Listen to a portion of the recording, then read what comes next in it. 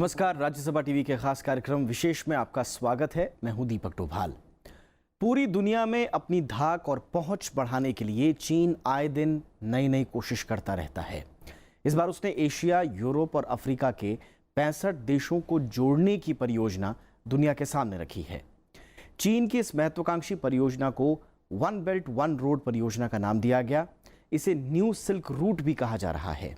पिछले दिनों इसके लिए बेल्ट एंड रोड फोरम का सम्मेलन चीन में बुलाया गया। खास बात यह रही कि चीन इसमें रूस और अमेरिका समेत दुनिया की बड़ी ताकतों को बुलाने में कामयाब रहा। यहां तक कि सीमा के मसले पर उससे बैर रखने वाले वियतनाम और जापान जैसे देशों ने भी इसमें शिरकत की। लेकिन भारत ने इस सम्मेलन का बहिष्कार किया। आखिर क्यों भारत ने इस महत्वपूर्ण सम्मेलन में नहीं जाने का फैसला किया? चीन की यह परियोजना दरअसल क्या है और वो इस परियोजना के जरिए अपना कौन सा सपना पूरा करना चाहता है? ये तमाम चीजें आपको दिखाएंगे अगले आधे घंटे में। तो शुरू करते हैं आज का विशेष।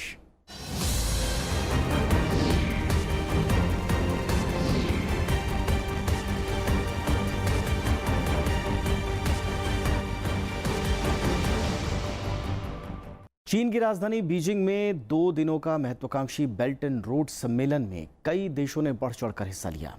चीन के राष्ट्रपति शी जिनपिंग ने सम्मेलन को सफल करार देते हुए कहा कि ये परियोजना दुनिया की तस्वीर बदल देगी। सम्मेलन में शरीक सभी देशों ने इस परियोजना में सहयोग करने का आश्वासन दिया। ये तस्वीरें हैं चीन की राजधानी बीजिंग की, जहां दुनिया के कई मुल्कों के राष्ट्राध्यक्ष पहले बेल्ट एंड रोड सम्मेलन में शिरकत करने पहुंचे। 130 से ज्यादा देशों और संगठनों के प्रतिनिधियों ने चीन की इस महत्वाकांक्षी योजना के पक्ष में समर्थन का 14 और 15 मई को बीजिंग में हुए कार्यक्रम में चीन ने सबको एकजुट करने में कोई कसर नहीं छोड़ी।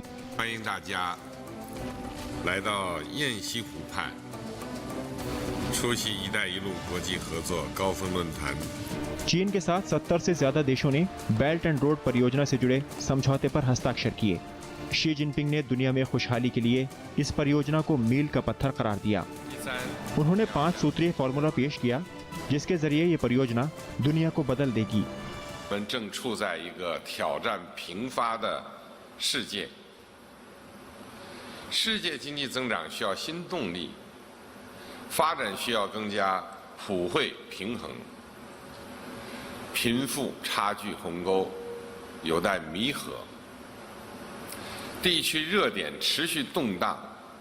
शी जिनपिंग ने दावा किया कि सम्मेलन में शरीक देशों ने इस परियोजना की रूपरेखा तय करने में सहयोग का भरोसा दिया है। सम्मेलन में 29 देशों के राष्ट्राध्यक्षों समेत 130 देशों और अंतर्राष्ट्रीय संगठनों के 1500 से ज्यादा सरकारी प्रतिनिधि, कारोबारी और अकादमिक जगत के लोग शामिल हुए। शी जिनपिंग ने सम्मेलन को सफल करार देते हुए उम्मीद जताई कि इस परियोजना के जरिए वित्तीय, सामाजिक और सांस्कृतिक दूरी मिटेगी। 我们规划了合作路线图，确定了重点合作领域和行动路径。我们希望通过“一带一路”建设，让各国经济增长更加强劲，基础设施更加完善，产业发展更有活力。 चीन ने कहा कि वो सभी देशों से दोस्ताना सहयोग चाहता है ताकि एशिया, अफ्रीका और यूरोप को आपस में जोड़ने वाली इस महत्वाकांक्षी परियोजना को सफल बनाया जा सके। उद्घाटन भाषण में शी जिनपिंग ने कहा कि चीन दुनिया को ज्यादा करीब लाने की कोशिश में जुटा है और बेल्ट एंड रोड परियोजना के जरिए आर्थिक तौर पर दुनिया आपस में जुड़ेगी। सांस्कृतिक आवाजाही बढ़ने से दुनिया में शांति बहाली की संभावना और बढ़ेगी। उन्होंने कहा कि दुनिया में संपन्नता लाने के लिए अभी बुनियादी बदलाव की दरकार है। शी जिनपिंग ने ऐतिहासिक सिल्क रोड की याद दिलाते हुए कहा कि गुजरे जमाने में दुनिया के लिए ये सड़क बेहद अहम थी। 2000多年前，我们的先辈筚路蓝缕，穿越草原沙漠，开辟出连通亚欧非的陆上丝绸之路。 2013 में चीन की तरफ से शुरू हुई इस परियोजना का ये पहला सम्मेलन था। 2 साल बाद यानी 2019 में दूसरा बेल्ट एंड रोड सम्मेलन आयोजित किया जाएगा। Bureau report, Rajya Sabha TV. पहले बेल्ट एंड रोड सम्मेलन में शामिल देशों ने उम्मीद जताई कि ये परियोजना दुनिया को बदलने में कारगर साबित होगी। कई देशों के राष्ट्राध्यक्षों ने सम्मेलन के दौरान इस परियोजना के समर्थन में खुलकर सहयोग करने की बात कही। संयुक्त राष्ट्र ने कहा कि इससे भूमंडलीकरण का दूसरा दौर शुरू होगा।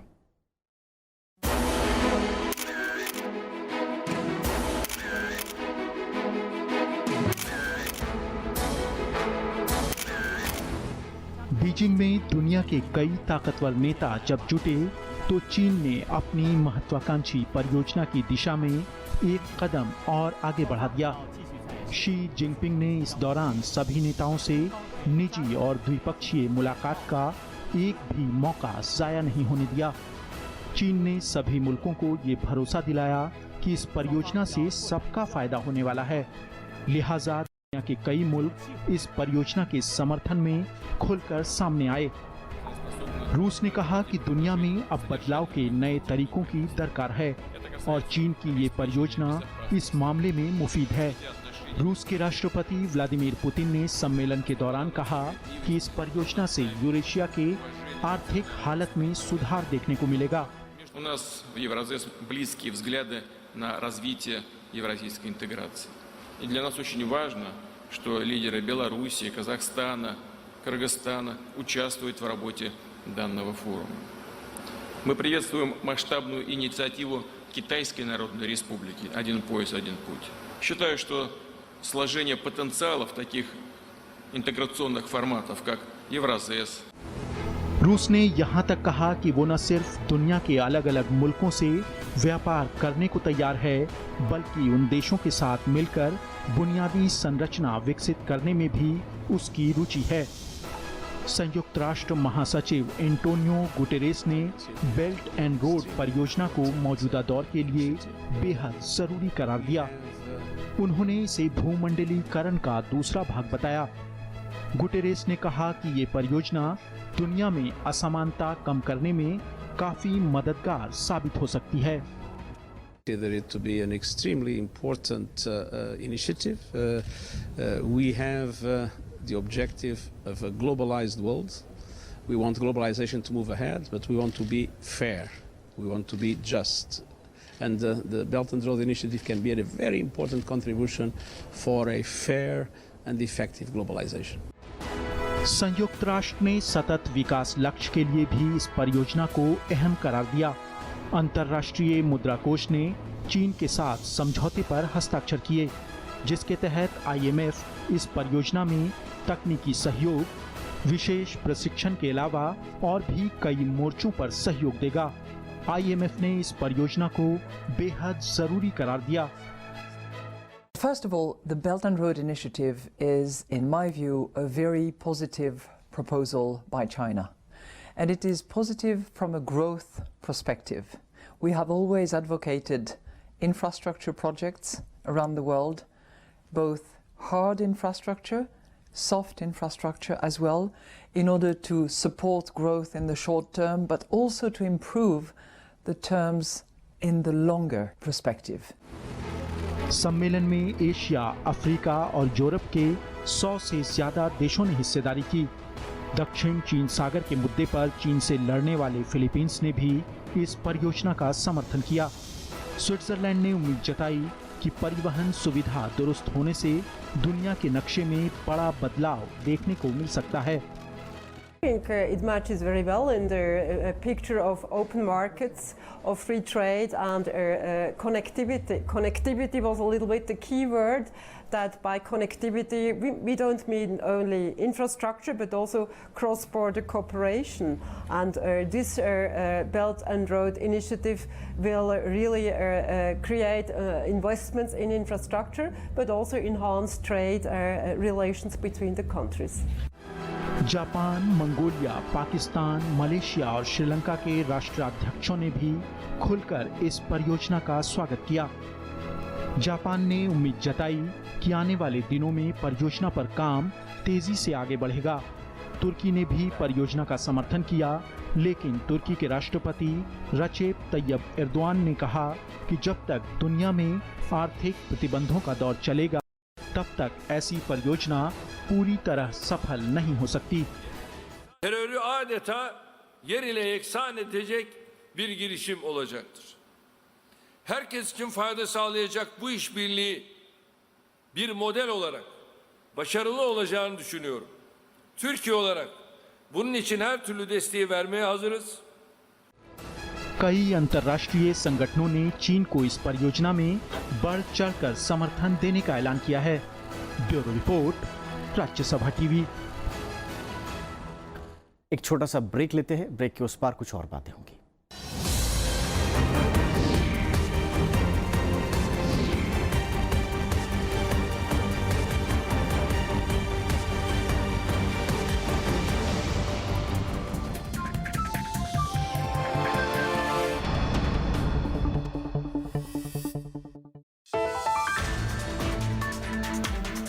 जीएसटी परिषद ने तय की दरें, वित्त मंत्री ने कहा ग्राहकों के लिए फायदेमंद।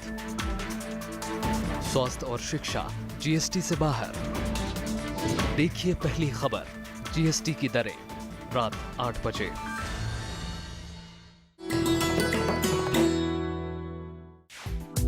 विजय लक्ष्मी पंडित, संयुक्त राष्ट्र महासभा की पहली महिला अध्यक्ष, देश की पहली महिला कैबिनेट मंत्री, भारतीय संविधान सभा की सदस्य, लोकसभा में फूलपुर सीट की नुमाइंदगी, संयुक्त राष्ट्र मानवाधिकार परिषद में देश का प्रतिनिधित्व। विजय लक्ष्मी पंडित के नाम है उपलब्धियां अनेक। नेहरू परिवार की ये सदस्य है देश की सफलतम राजनीतिज्ञों में से एक।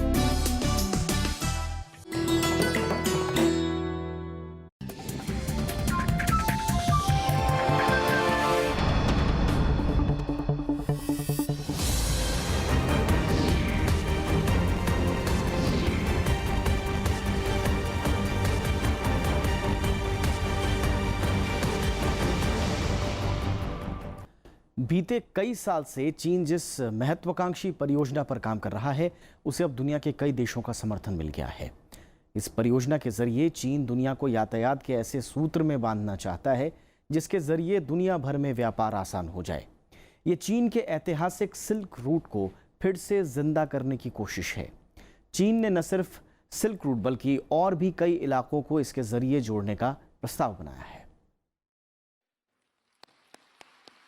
3 साल पहले चीन ने पहली बार दुनिया के सामने एक नक्शा रखा जिसके जरिए उसने दुनिया के तमाम मुल्कों को यातायात के जरिए जोड़ने का प्रस्ताव पेश किया। महज 4 साल के भीतर इस परियोजना पर अब काम बहुत आगे बढ़ गया है। इस तस्वीर को देखिए। मोटे तौर पर 3 तरह की योजना पर चीन काम करना चाहता है, जिसमें पहला है सिल्क रोड परियोजना। नक्शे पर जो आप लाल लकीर देख रहे हैं, ये वही रास्ता है और बीते कुछ महीनों से इस पर तेजी से काम जारी है। दूसरा है समुद्री रास्तों को जोड़ना। इसके जरिए पूर्वी एशिया से दक्षिण एशिया और अफ्रीका के स्वेज नहर होते हुए यूरोप को जोड़ने की योजना है, जबकि दुनिया के अलग अलग हिस्सों में दर्जन भर से ज्यादा बंदरगाहों को भी चीनी सहयोग से विकसित किया जा रहा है। माना जा रहा है कि बेल्ट एंड रोड परियोजना अगर बनकर तैयार होती है तो दुनिया पर इसका बड़ा असर पड़ेगा। सबसे बड़ी बात यह है कि जो वन बेल्ट वन रोड का जो उन्होंने पूरा इनिशिएटिव लिया है, वो कनेक्टिविटी का प्रोजेक्ट है जो इनको कई अलग अलग दिशाओं में कनेक्ट करता है रिसोर्सेज के लिए। और उनको जो कुछ परेशानियां थी, जैसे उनको फ्यूल सप्लाई, उनको खौफ था कि कभी अगर अमेरिका के साथ युद्ध हो या किसी बड़ी ताकत के साथ युद्ध हो तो उसकी जो सप्लाई थी जो समुद्री रास्ते से वो कहीं चोक ना कर दी जाए। उसके लिए उन्होंने लैंड रूट को एक्सप्लोर करा। जैसे उन्होंने पाकिस्तान और चीन के बीच में ग्वादर और काशगर के बीच में एक सड़क बनाई है 3200 किलोमीटर की। परियोजना पर काम तेजी से बढ़ाने के लिए चीन की राजधानी में इससे जुड़ा पहला सम्मेलन भी हुआ और 2 साल के बाद हालात की समीक्षा के लिए दूसरी बैठक प्रस्तावित है। लेकिन इस दौरान कई इलाकों में काम पूरा करने का लक्ष्य निर्धारित किया गया है। परियोजना का जो अहम हिस्सा है वो है पश्चिमी चीन से पश्चिमी रूस तक जाने वाला न्यू यूरेशिया लैंड ब्रिज। चीन, मंगोलिया और रूस के बीच गलियारा जो उत्तरी चीन से पूर्वी रूस तक जा रहा है। पश्चिमी चीन से तुर्की तक जाने वाला चीन मध्य एशिया और पश्चिम एशिया गलियारा, दक्षिणी चीन से सिंगापुर तक जाने वाला चीन इंडो चाइना प्रायद्वीप गलियारा, दक्षिण पश्चिमी चीन से पाकिस्तान तक जाने वाला चीन पाकिस्तान गलियारा, दक्षिणी चीन से भारत तक जाने वाला बांग्लादेश चीन भारत म्यांमार गलियारा और सिंगापुर भारत से भूमध्य सागर तक जाने वाला समुद्री रास्ता। परियोजना में भारत भी साझेदार है, लेकिन चीन पाकिस्तान के बीच बन रहे गलियारे से भारत की खुली नाराजगी है, क्योंकि यह रास्ता पाक अधिकृत कश्मीर से होकर गुजर रहा है। यही वजह है कि भारत ने इस पर कड़ी आपत्ति जताई। India has categorically told China that this project of theirs violates India's sovereignty as well as territorial integrity. And to that extent, there is no way that India can accept the One Belt, One Road or the CPC as it stands today. माना जा रहा है कि इससे व्यापार में तेजी आएगी। चीन का दावा भी है, परियोजना शुरू होने के बाद अभी से व्यापार में बढ़ोतरी देखने को मिल रही है। चीन के राष्ट्रपति शी जिनपिंग ने पहले बेल्ट एंड रोड सम्मेलन में यह दावा किया कि बीते 2 साल में व्यापार में काफी बढ़ोतरी हुई है। 2014年至2016年，中国同“一带一路”沿线国家贸易总额超过3万亿美元。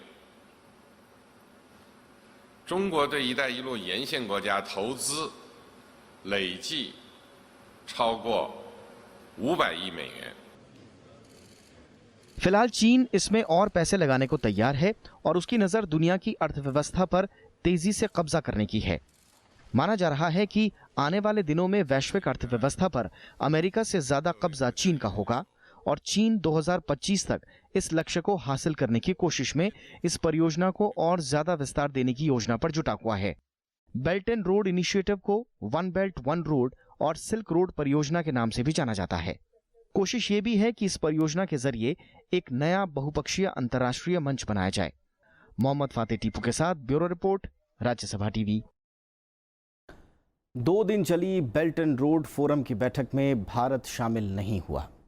भारत ने इसके पीछे चीन पाकिस्तान आर्थिक गलियारे को वजह बताया, जो OROB के तहत ही पाकिस्तान के कब्जे वाले कश्मीर से होकर गुजरता है। भारत के मुताबिक किसी भी परियोजना की कीमत देश की संप्रभुता से बड़ी नहीं हो सकती। भारत में ज्यादातर लोगों ने इस कदम को सही ठहराया। हालांकि कुछ जानकार ये भी मानते हैं कि भारत वहां जाकर अपनी बात रखता तो बेहतर होता।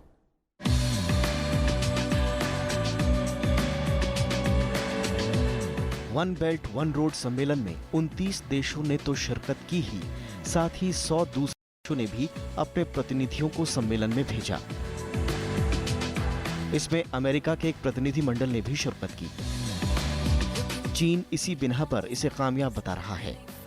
गौर करने वाली बात यह रही कि वियतनाम और जापान जैसे देश, जिनकी चीन के साथ समुद्री सीमा और संप्रभुता को लेकर खटास रहती है, ऐसे देशों ने भी इस सम्मेलन में शिरकत की। कई देशों ने, यूरोप से, अमेरिका ने भी अपने प्रतिनिधि मंडल भेजे थे, लेकिन उन सब का किस हद तक के इन्वॉल्वमेंट रहता है और क्या प्रोजेक्ट्स बनेंगी। अब जैसे यूरोप में 2-1 प्रोजेक्ट पहले जो निकली थी 3-4 साल पहले, वो असफल रही हैं। साथ साथ ये भी है कि कुछ बंदरगाह यूरोप में चाइना ने खरीद ली हैं, जैसे ग्रीस में खरीदा है। तो इसलिए इसमें एक पहलू ये भी है कि जहाँ कुछ चीज़ें सफल हुई हैं, कुछ चीज़ें असफल हुई हैं। तो इसलिए जैसे जैसे स्पेसिफिक प्रोजेक्ट प्रपोजल आएगा, उस पे जो भी देश पार्टनर कंट्री है उसका क्या रुख है, वो देखने से ही ये पता चलेगा कि ये जो प्रोजेक्ट है कितनी हद तक आगे चल पाएगा।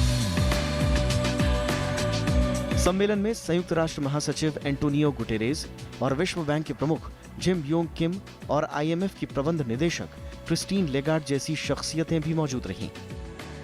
यही नहीं, रूसी राष्ट्रपति व्लादिमीर पुतिन सम्मेलन में बतौर विशिष्ट अतिथि शामिल हुए।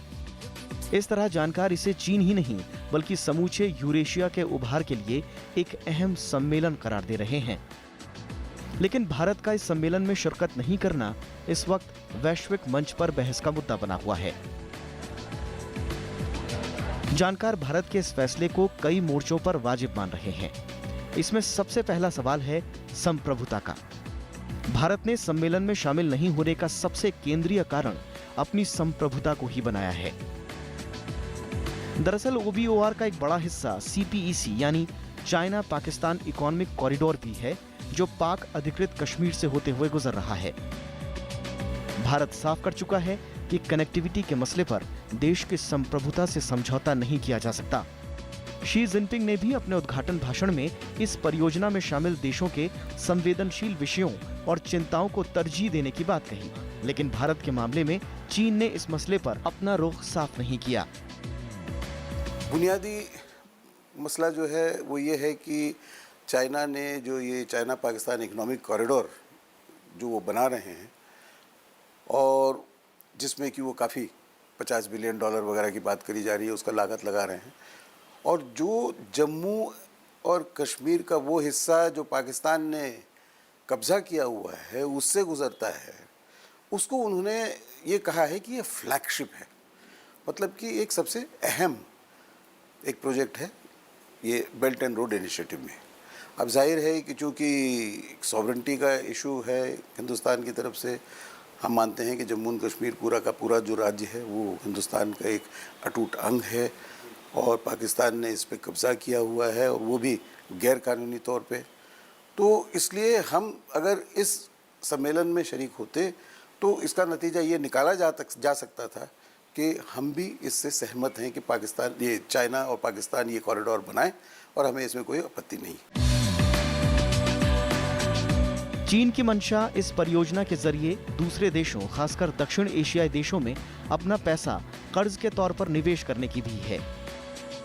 जानकार मानते हैं कि बांग्लादेश, श्रीलंका, म्यांमार और पाकिस्तान जैसे देश इस परियोजना का हिस्सा बनकर चीन के डेट ट्रैप यानी कर्ज के फंदे में फंस जाएंगे। ऐसे में भारत ने इससे दूरी बनाकर आर्थिक तौर पर समझदारी ही की है। कहीं चाहे चीन जितना भी कहे कि राजनीति से कोई मतलब नहीं है, ये पूरी तरीके से विकास से संबंधित है, कहीं ना कहीं उसका प्रभाव बढ़ेगा। तो उसका प्रभाव देखने वाली बात है कि नेपाल में, जो कि अब है ना जो बेल्ट एंड रोड इनिशिएटिव का सिग्नेटरी भी हो रहा है, श्रीलंका में जो कि है ना वो भी एक बहुत ही मुख्य देश है, खास कि हिंदुस्तान के प्रभाव क्षेत्र में, उसके ऊपर क्या आगे वाला प्रभाव पड़ता है, तो सब देखने वाली बात है। भारत का इस परियोजना से दूरी बनाने का एक और कारण ये भी है कि इस परियोजना में भारत की हैसियत चीन के पिछलग्गू देश की हो जाएगी, जबकि चीन समूचे इलाके में अग्रणी लीडर की तरह अपना प्रभुत्व जमाने की फिराक में है। ऐसे में भारत का सम्मेलन में नहीं जाने का निर्णय चीन को इस बाबत संदेश देना भी रहा। हालांकि इसमें बड़ी चीज़ों के बारे में बात हुई है कि रोड बनेगा, बंदरगाह बनेंगे, रेलवे लाइन बनेगी, फिर इंडस्ट्रियल पार्क्स बनेंगी वगैरह वगैरह। जहाँ तक कि हिंदुस्तान का सवाल है, अभी तक जहाँ तक मेरी जानकारी है, चाइना ने एक भी ऐसा प्रस्ताव नहीं रखा है जिसमें हिंदुस्तान एक पार्टनर हो।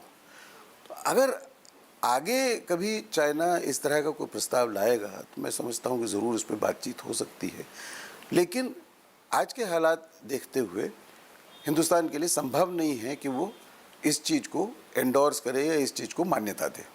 हालांकि जानकारों का एक तबका ये भी मानता है कि भारत को सम्मेलन में कम से कम पर्यवेक्षक की हैसियत से शिरकत करनी चाहिए थी। जानकार मानते हैं कि संप्रभुता के मुद्दे पर चीन से टकराव रखने वाले वियतनाम और जापान जैसे देशों ने भी वहां पहुंचकर अपनी बात रखी। ऐसे में भारत को भी वहां जाकर अंतर्राष्ट्रीय जगत के सामने अपनी चिंताओं को पुरजोर तरीके से सामने रखने का मौका भुनाना चाहिए था। अगर हम उसके अंदर रह के अगर ज्वाइन करते और अंदर से रहकर उन पे अंकुश लगाते तो हमारा प्रभाव ज़्यादा पड़ता। जैसे कई और मुल्क जो थे वहाँ पर 3-4 और ख़ास के यूरोप के थे, उन्होंने ये सब सवाल उठाए और हिंदुस्तान अंदर रह के ये सवाल उठा सकता था कि जो सोवरेनिटी या सार्वभौमिकता का मुद्दा है उसके बारे में कोई कॉम्प्रोमाइज़ नहीं होगा। और चीन को बाध्य करता कि कृपया करके अगर सीपैक आप है ना बना रहे हैं तो अगर आप चाहते हैं कि हिंदुस्तान की हिस्सेदारी तो उसका रास्ता थोड़ा सा आप अलग करिए और उसको जितना भी कहने वाला डिस्प्यूटेड एरिया उससे अलग थलग करिए। तो मेरे ख्याल से वो मौका हिंदुस्तान ने कुछ हद तक है ना खो दिया। बहरहाल भारत और चीन के आपसी व्यापार पर भारत के इस फैसले से फर्क पड़ने की आशंका बेहद कम मानी जा रही है, क्योंकि दोनों देश कई दूसरी परियोजनाओं पर साझेदारी से पहले से ही काम कर रहे हैं। इसके अलावा भारत AIIB और एशिया विकास बैंक जैसी संस्थाओं में चीन के साथ मिलकर पहले से ही काम कर रहा है। इसके अलावा जून में कजाकिस्तान की राजधानी अस्ताना में होने जा रही शंघाई सहयोग संगठन की शिखर बैठक में भी प्रधानमंत्री नरेंद्र मोदी और चीनी राष्ट्रपति शी जिनपिंग की मुलाकात होगी। दोनों देश उस वक्त भी इस मसले पर आपसी चिंताएं दूर करने की कोशिश कर सकते हैं। Bureau report, Rajya Sabha TV.